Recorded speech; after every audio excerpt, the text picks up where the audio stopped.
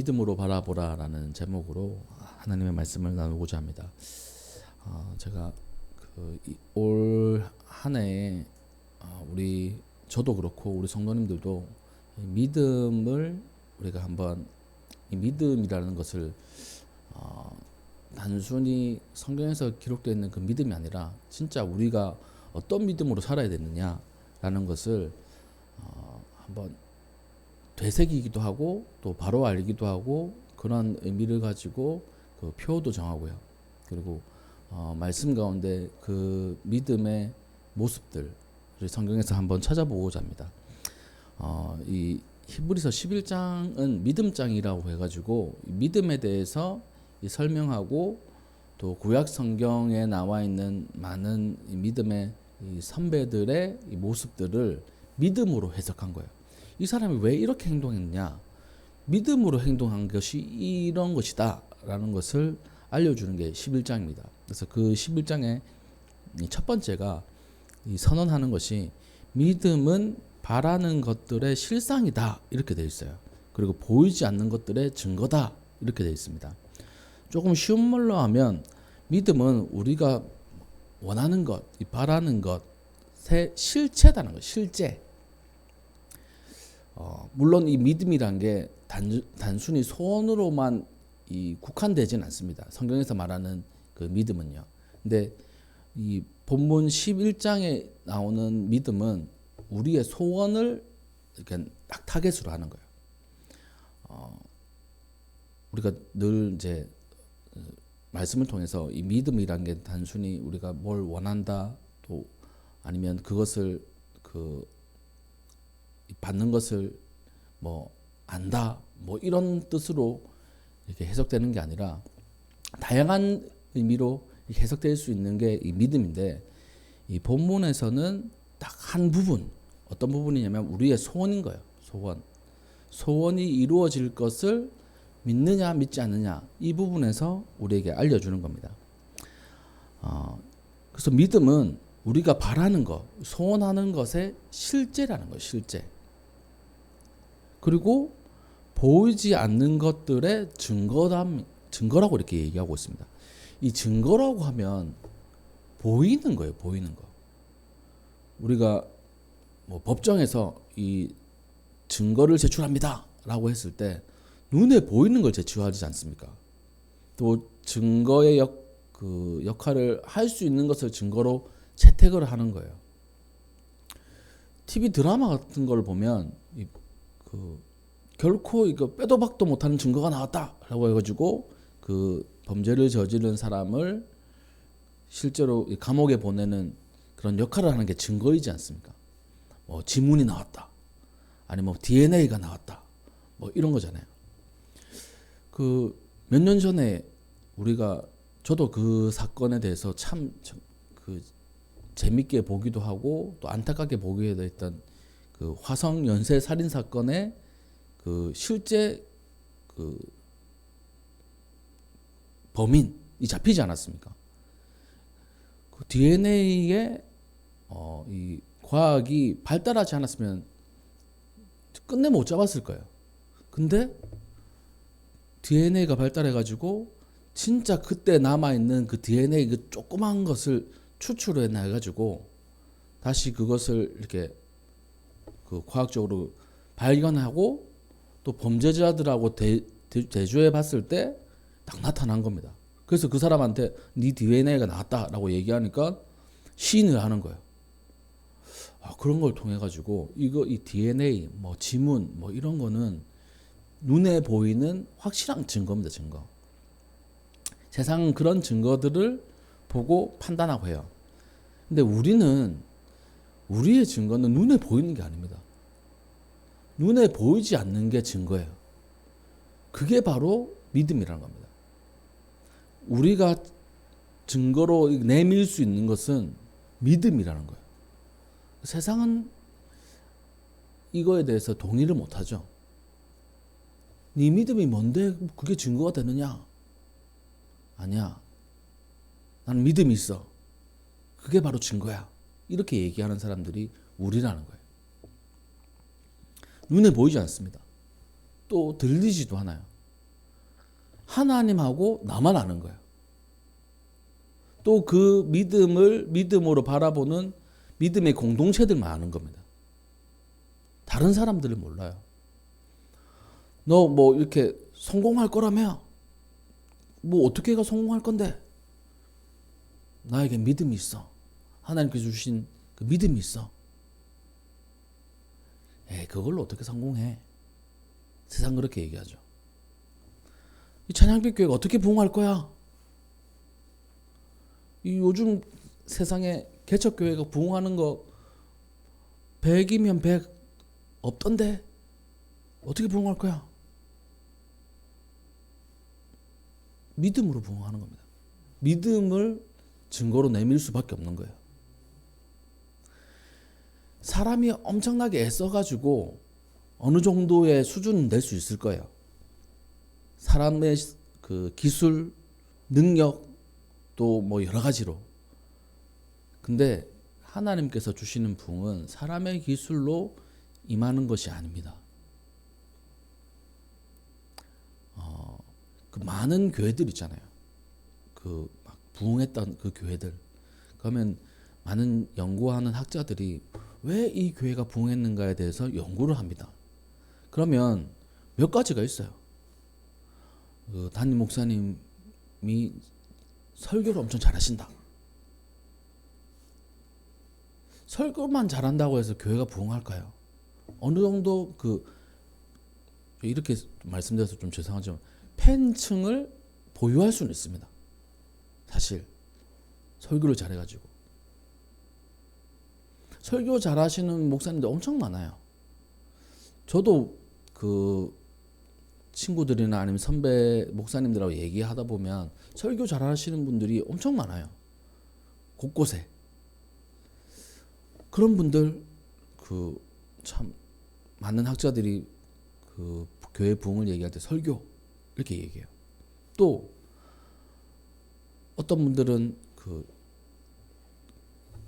은사들이 있어요. 독특한 은사들을 가지고 계신 분들이 있습니다. 뭐 치유의 은사, 예언의 은사 이런 것들을 가지고 계신 분들이 있어요.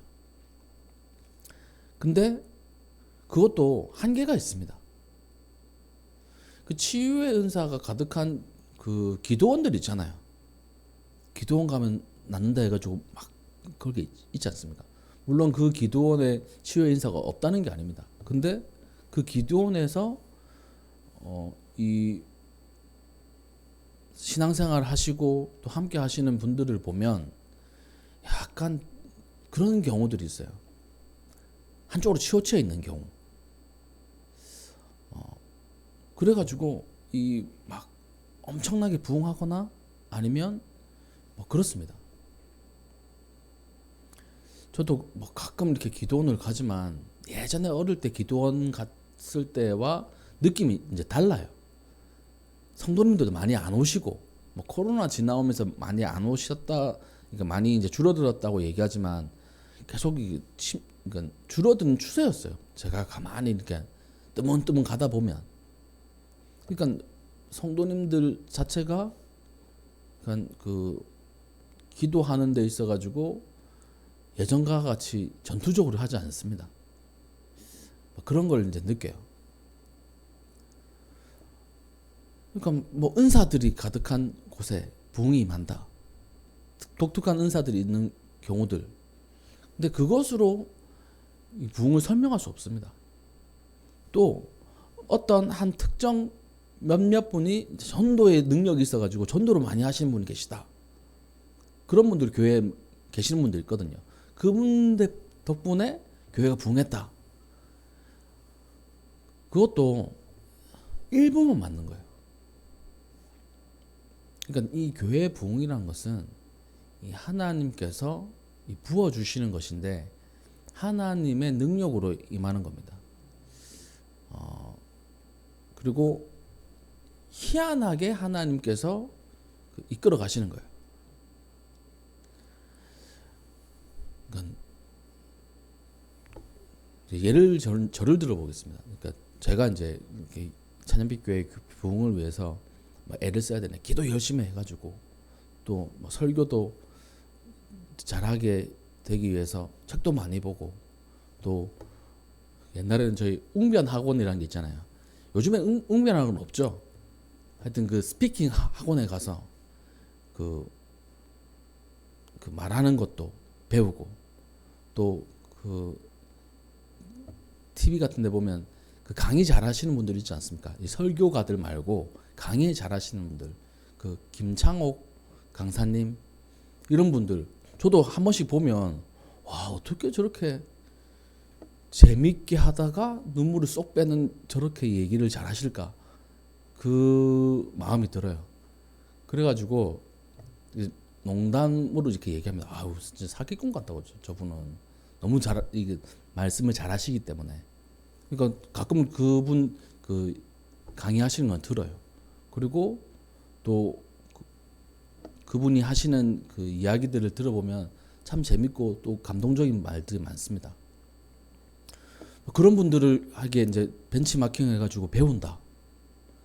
그리고 기도 열심히 해가지고 정말 하나님 앞에 은사를 받아서 그 막 손 대는 사람마다 막 낫는다. 치유 은사가 폭발적이다. 이러면 얼마나 좋을까요? 저에게 그런 능력이 있었으면 좋겠습니다. 그렇게 해주실 줄 믿습니다. 근데 그것으로 하나님께서 부흥을 허락하시냐?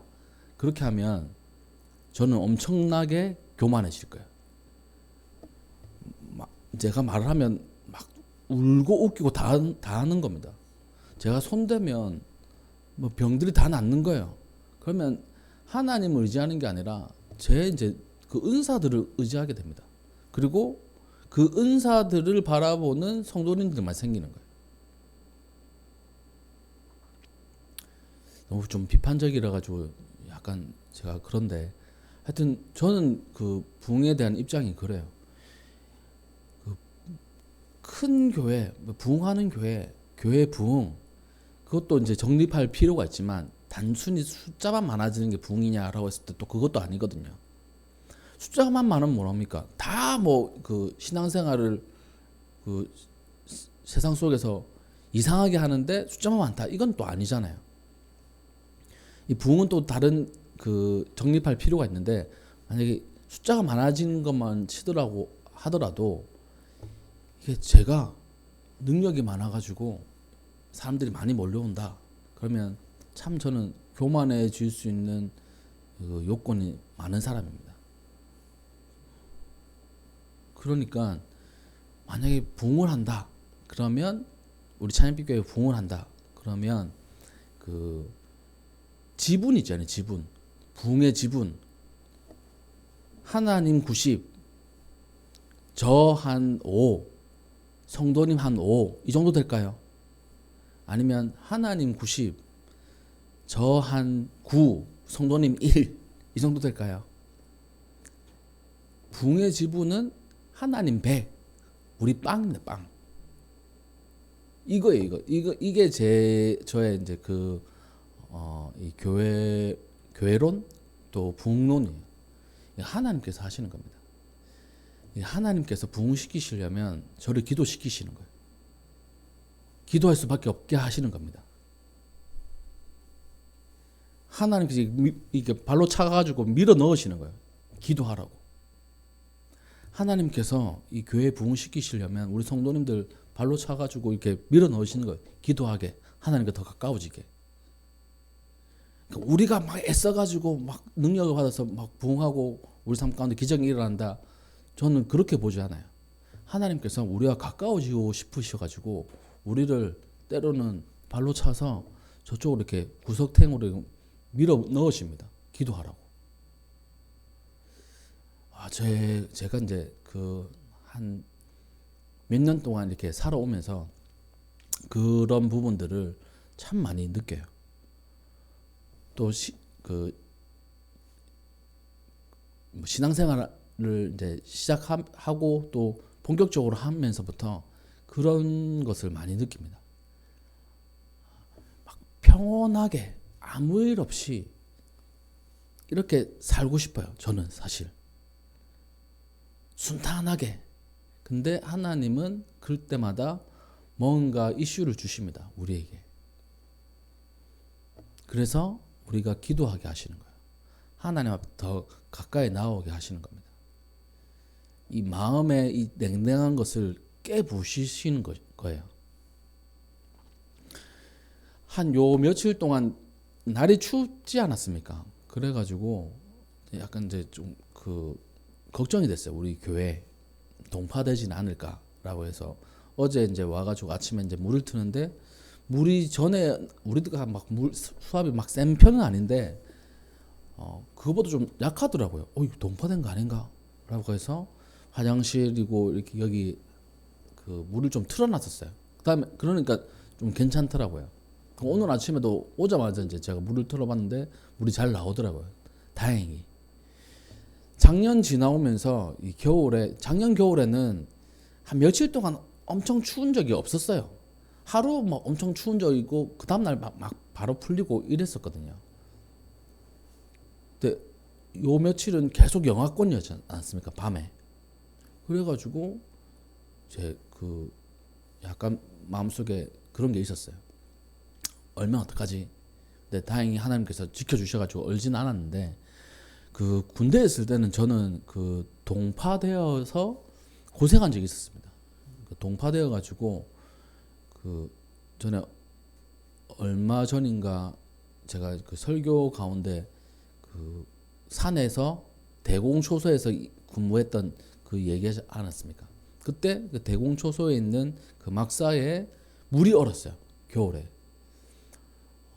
그래가지고 이 물을 그냥 뭐 안 씻어도 되잖아요. 사실 군인들 안 씻어도 되는데 밥도 해 먹어야 되고 이 물이 필요하니까 그냥 이렇게 막 밑에서 물을 길러 오려고 하다가 그거를 이제 대대장님이 아신 거예요.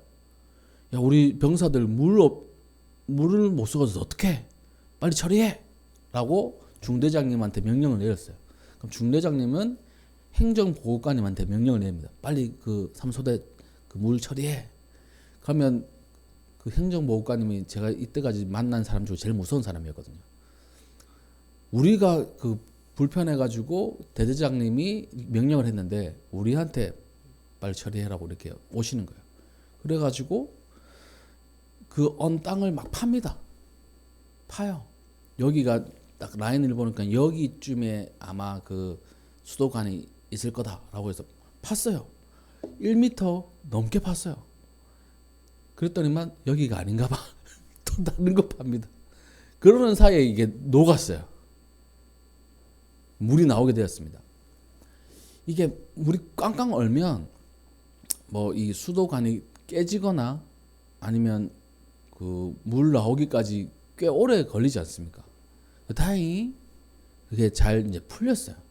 그래서 물이 나오는데 그때 제가 이제 깨달은 게 뭐냐면 이게 확실하지 않는 곳에 힘을 들였다가 그게 아니었을 때 허탈감은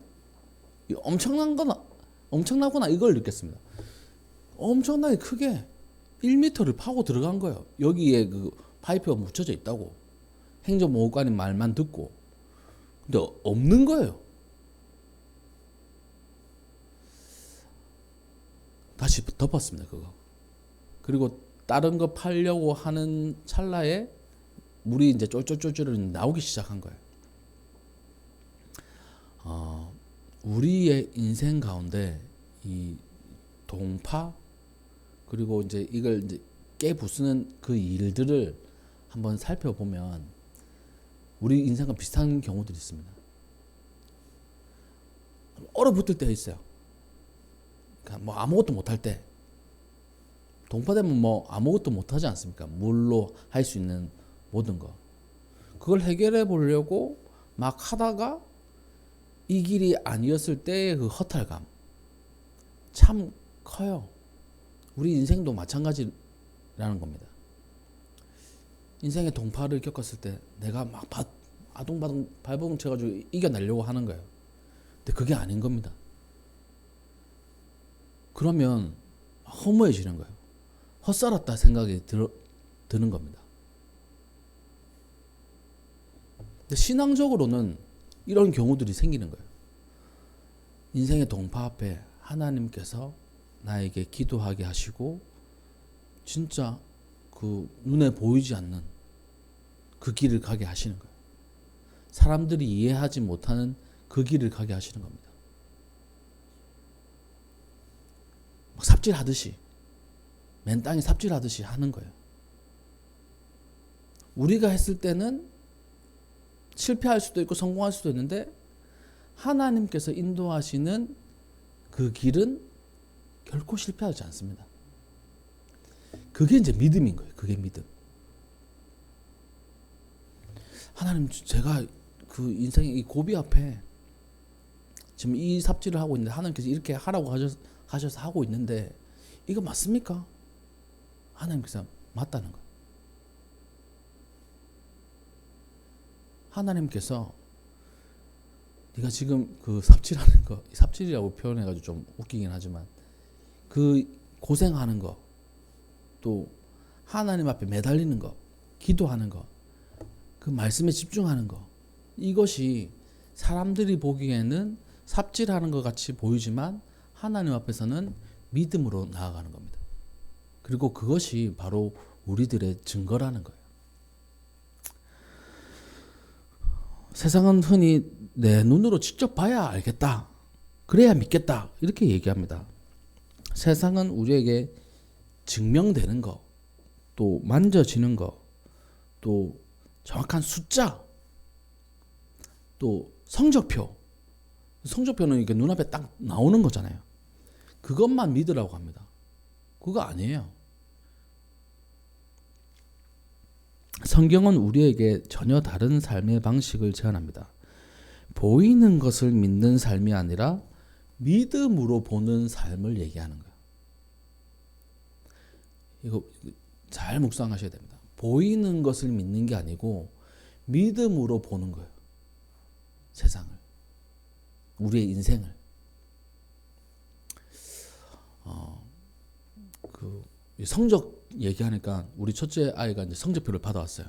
참 그 너무 열심히 했더라고요. 보니까 한 과목만 열심히 했더라고요.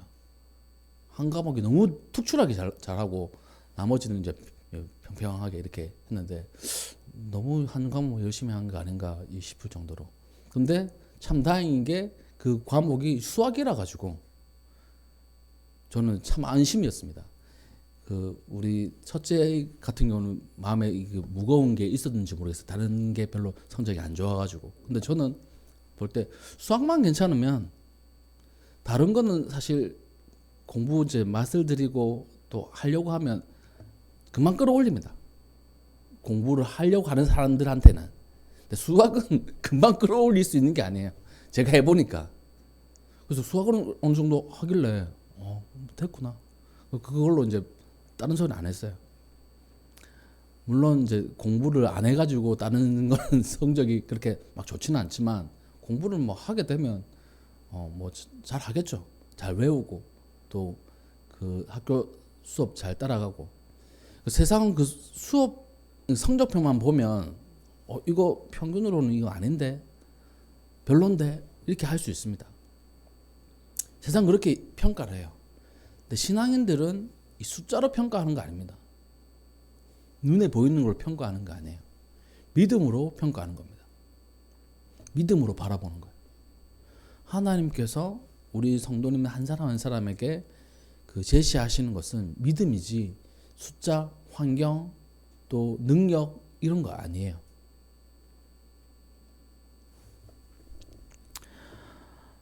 본문 말씀은 이 사도 바울 혹은 이 히브리서 기자가 고난과 핍박 속에서 흔들리는 유대인 그리스도인들에게 눈앞의 환난이 아니라 믿음의 실체를 바라보라고 권면하고 있는 겁니다. 그래서 그 유대인이면서 그리스도인들이 믿음으로 살아가기를 원해서 믿음의 선진들이 얘기를 하는 거예요. 이 본문의 단어 중에 중요한 단어들이 몇 가지가 있습니다. 첫 번째는 이 실상이라는 단어가 있잖아요. 믿음은 바라는 것들의 실상이다. 이 첫 번째 단어를 한번 살펴보면 이 실상이라고 번역된 헬라어는 휘포스타시스라는 이 헬라어인데 이 단어는 두 단어를 합쳐서 만든 단어예요. 하나는 히포라는 아래에 있다. 그러니까 뭐 언더 뭐 이런 뜻일 거예요. 그 뭐 아래에 있다. 그리고 타시스는 서다 아니면 놓다 이런 게 거예요. 그러니까 아래에 서 있다. 그러니까 아래에 놓아져 있다. 그러니까 이 뜻은 이런 겁니다. 이 아래에 놓다는 것은 기초를 의미하는 거예요. 우리가 기초를 쌓을 때 맨 아래에 제일 단단하게 하지 않습니까? 그래야 건물이 흔들리지 않고 견고한 것처럼요. 그래서 이 믿음은 바라는 것들의 실상이란 말은 기초라는 거예요. 이거에서 뭔가 쌓여져 올라가야 된다는 겁니다. 그러니까 믿음으로 베이스를 딱 깔지 않으면 이 바라는 것들, 이 뭐 소원들 아니면 신앙생활 다 무너져 내리는 겁니다. 즉 다시 얘기하면 믿음은 바라는 것들의 기초다. 기초를 놓치면 우리가 아무것도 할 수 없는 것처럼요. 믿음을 놓치면 우리가 신앙생활 아무것도 할 수 없는 겁니다. 그다음에 두 번째는 증거라는 단어. 이 보이지 않는 증거다라고 했을 때 이 엘렌코스라는 단어인데 이건 법정 용어예요. 법정에서 쓰여지는 용어입니다. 이 확신 또는 반박할 수 없는 증명, 증거 이거예요. 눈에 보이지 않지만 성령님께서 우리 마음속에 주시는 거부할 수 없는 확신입니다. 아무도 믿지 않지만 아무도 그걸 납득할 수 없지만 하나님께서 우리에게 주시는 확신인 거예요. 눈에 보이진 않습니다. 근데 확신이 생기는 거예요. 우리 마음속에. 세상 사람들은 안 보이니까 없다 이렇게 말하지만 믿음의 사람은 믿음이라는 증거가 내 안에 있으니까 보이지 않아도 실제로 존재한다 라고 이렇게 믿는 겁니다. 그게 바로 증거라는 거예요. 반박할 수 없어요. 그게 증거라는 거. 제가 지난 토요일, 그러니까 어제죠. 어제 우리 교회 상가주분하고 만나가지고 교회 오셨어요. 그래서 계약을 했습니다. 2년 더 계약을 했어요. 이런저런 얘기를 하면서 여기 한 20년 정도 이 건물을 소유하셨더라고요. 보니까. 그러니까 그전 아버지께서 그 상가주분의 아버지께서 소유하시고 상가주분도 여기서 한 몇 년, 한 1, 2년 태권도를 운영하셨대요. 그리고 그 다음에 그 태권도 운영하시는 분이 들어와서 한 10몇 년 동안 이렇게 잘 운영하시다가 잘 되니까 사업을 좀 확장하고 그리고 빚을 이제 끌다 썼는데 잘 될 때는 뭐 그 빚 갚는 거 이자 갚는 거 이렇게 창창 갚잖아요. 그러던 찰나에 그 고비 때 코로나를 만난 거예요. 그러면서 운영은 해야 되고 하니까 사채를 이제 끌어다 쓰셨답니다. 그래서 이제 이게 망하게 된 거예요. 그리고 상가주분은 그걸 뒷수습한다고 이렇게 이도 저도 못 하시고 막 이런 얘기들을 하시더라고요. 그래서 이제 들어오시면서 이 공사한 건 처음 보시는 거거든요.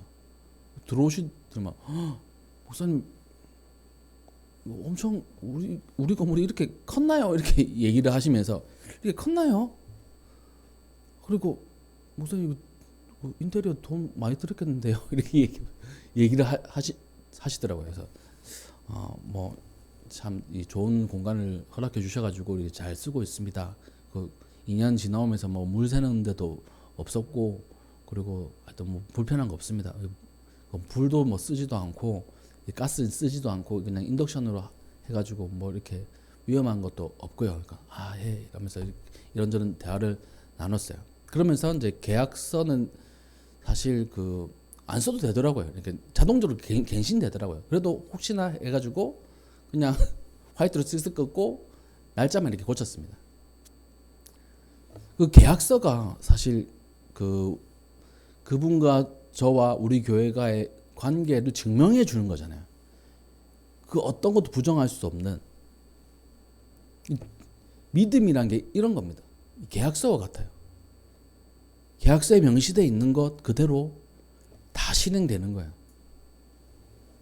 신앙생활 가운데 우리가 하나님 앞에 이 계약서를 내밀듯이 내밀 수 있는 것 단 한 가지가 있다면 바로 믿음입니다. 믿음.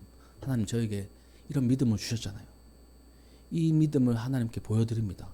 제가 이렇게 걸어가는 거예요.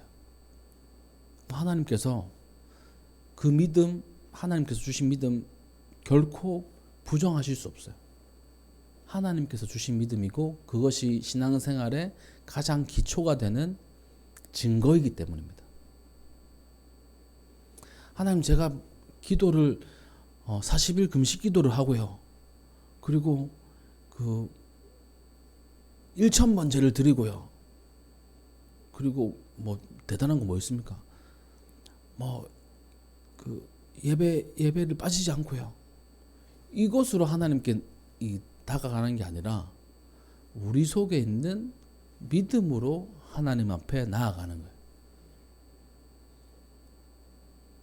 착각할 때 가끔 있습니다. 저도 착각할 때 있어요.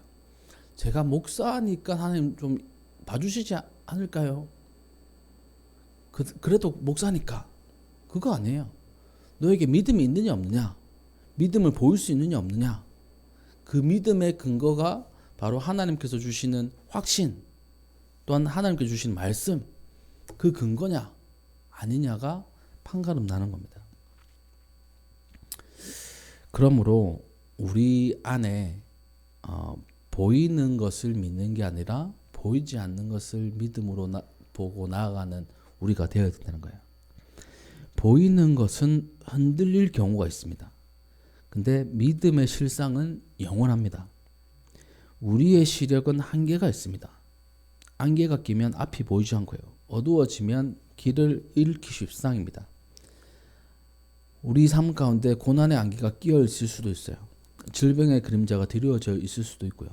눈에 보이는 환경만 믿으면 우리는 절망할 수밖에 없습니다. 하지만 믿음은 안개 너머에 여전히 빛나고 있는 세상, 태양, 즉 하나님을 보는 겁니다. 보이는 세상은 현상, 세상은 변하지만 하나님의 약속은 변하지 않는 기초입니다. 믿음은 보이지 않는 것을 우리가 보이지 않는 거지만 보는 것으로 바꿔요. 선진들은 이로써 증거를 얻었다라고 이렇게 얘기하고 있습니다. 아브라함, 모세, 노아 이들은 눈에 보이는 현실을 따라가지 않고 눈에 보이지 않는 믿음을 가지고 따라갔습니다. 노아는 비 한 방울 오지 않는 그 맑은 날에 산에 방주를 지었어요. 아브라함은 보이지도 않는 그곳을 향해 나아갔습니다. 믿음의 눈을 뜬 사람은 남들이 보지 못하는 것을 보고 남들이 가지 못하는 길을 가는 것입니다. 우리가 바로 그런 사람이 되어야 된다는 거예요. 그러므로 사랑하는 우리 성도님들, 세상 끊임없이 우리에게 내 형편을 봐라, 내 능력을 봐라 라고 이렇게 속삭입니다. 그러나 오늘 하나님께서는 우리에게 말씀하고 계세요. 내 믿음을 봐라. 내 믿음으로 세상을 봐라 라고 말씀하고 계십니다. 신앙의 눈에 보이는 것을 우리가 신앙의 눈으로 우리가 보이는 것을 따라가는 게 아니라 보이지 않는 것을 따라가는 거예요. 눈에 보이지 않는 하나님의 손길을 신뢰하고 오늘 내게 주어진 삶을 살아가는 겁니다. 또 오늘 내게 주어진 삶의 무게를 견디며 살아가는 거예요. 질병 속에서도 치유하신 하나님을 우리가 볼 수 있습니다. 가난 속에서 우리에게 공급하시는 하나님을 볼 수 있어요. 죽음의 문턱에서도 영원한 생명을 허락하시는 하나님을 우리가 볼 수 있는 겁니다. 우리 성도님들 마음속에 오늘 하나님의 약속이라는 그 믿음의 그 증거들 우리 마음속에 가득해야 돼요. 보이는 것에 일비하는 자가 되지 말아야 됩니다. 우리는 믿음으로 보이지 않는 세계를 이끌어 가시고 우리의 인생을 이끌어 가시는 하나님의 섭리를 믿음으로 봐야 되는 거예요. 오늘도 그렇게 살아가는 겁니다. 올해도 그렇게 살아가는 거예요. 그래서 이번 한 주간 올해도 보이는 것에 집착하는 게 아니라 보이지 않는 하나님을 의지하며 믿음으로 승리하시는 우리 성도님들 되시기를 주님의 이름으로 축복합니다. 네, 기도하겠습니다.